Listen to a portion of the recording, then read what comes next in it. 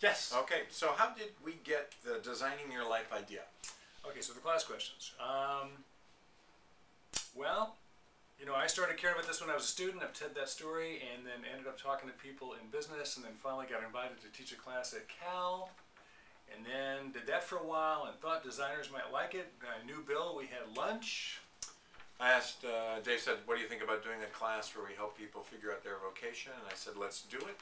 I've been doing office hours for about 20 years and having the same questions come up again and again and again. So we put together, based on stuff that Dave was doing at Cal and things I had already been doing in design classes, the curriculum that you guys saw about the 5th generation of.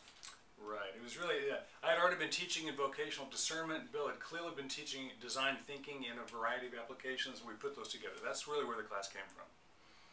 And then the following question is, in particular, how do you design a class where we're interested, engaged, and willing to take risks? First of all, I hope that means you were willing. Thank you for the flattering question. How do you design a great class? Yeah.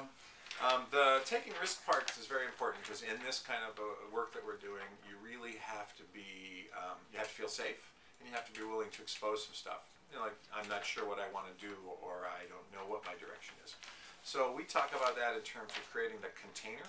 We've worked a lot with your section leaders to make sure that they would create a facilitation space where you felt comfortable talking about things that were, you know, probably in some cases a little bit intimate.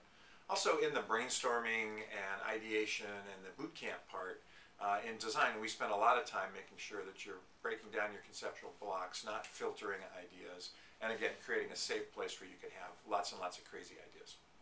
I think part of that is, you know, like when we do the machine exercise up front, or we wreck a bunch of spaghetti, you know, doing silly things at low risk makes it safer to do important things at higher risk. So you've already embarrassed yourself on something that doesn't matter.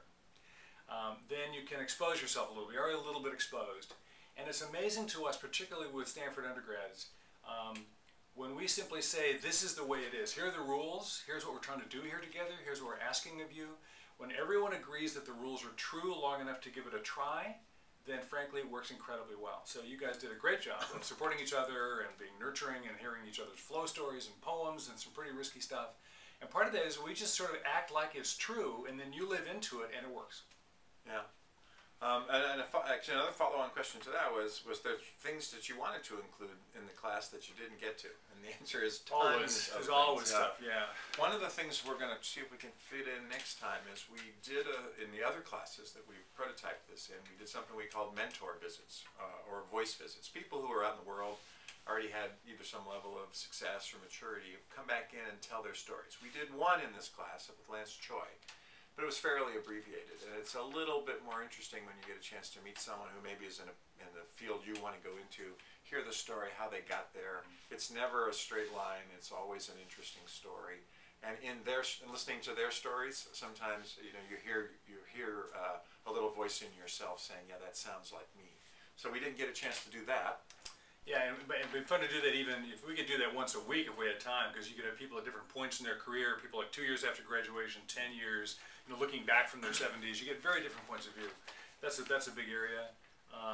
Gosh, I think we'd love to do more in the practices area. Start that sooner so you can get more time with the practice, because you don't get to form a habit by the time you've left class, and the truth is you probably need to be really effective. Yeah. We're not as thorough on that as we'd like to be. And there's probably a half a dozen other design exercises we had to cut out just because we needed to keep the boot camp short, really so tight, that we could get to working on stuff with you guys. So the answer is there's a lot lot more. Yeah, it's we'd have you read a lot more and write a lot more if we had time. Yeah. So I think those are the class questions. Pretty much, yes. Okay, so why don't we move on and talk